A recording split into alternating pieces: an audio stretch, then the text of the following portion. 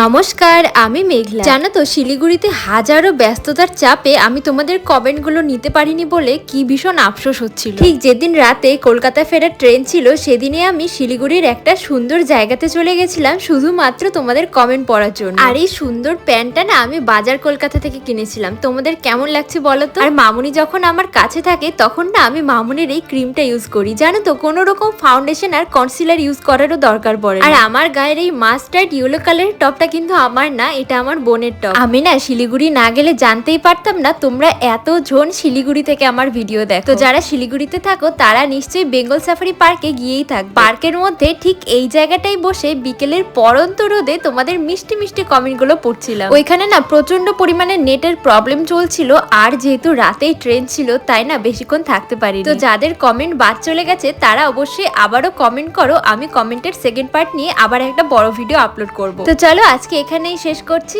Radhe Radhe.